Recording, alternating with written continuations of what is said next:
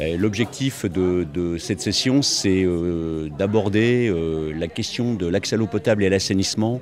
dans les situations humanitaires, c'est-à-dire dans les situations d'urgence, mais aussi de sortie de crise, c'est-à-dire le passage de l'urgence vers la reconstruction, puis à nouveau vers le développement.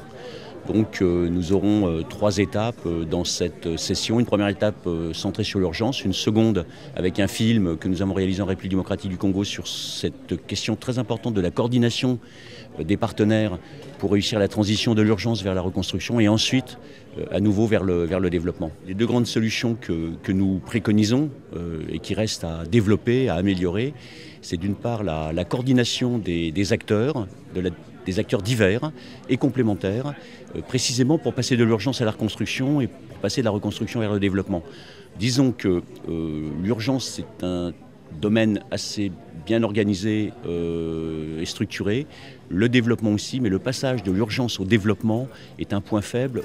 du dispositif humanitaire international, que ce soit d'ailleurs en France, que ce soit au niveau européen, que ce soit au niveau international. Donc notre solution consiste à dire, par la coordination des acteurs, on doit absolument combler ce gap, c'est réduire cette faiblesse qui se trouve en sortie de crise, à la fin de l'urgence, pour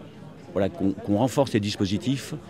pour accompagner les populations et répondre à l'évolution de leurs besoins en matière d'accès à l'eau potable et d'assainissement et d'hygiène. Dans des situations d'urgence, et notamment quand il y a des déplacements de populations importants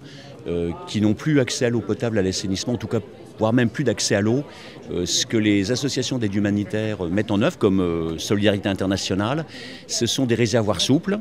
avec ce qu'on appelle des rampes de distribution, c'est-à-dire des rampes avec des robinets. Nous remplissons ces réservoirs à partir de rivières ou avec des camions citernes. Cette eau, elle est chlorée et elle est redistribuée aux populations qui en ont besoin aussi longtemps que cette méthode est la plus adaptée pour répondre à leurs besoins. Dès que la situation s'améliore, que le calme revient, on peut mettre en œuvre des réponses plus structurelles, relancer, mettre en place des points d'eau améliorés, réparer les stations de traitement des eaux qui ont pu être endommagées ou les réseaux d'adduction d'eau qui ont pu être endommagés par un tremblement de terre par exemple ou par l'absence de maintenance due à un conflit, à une guerre.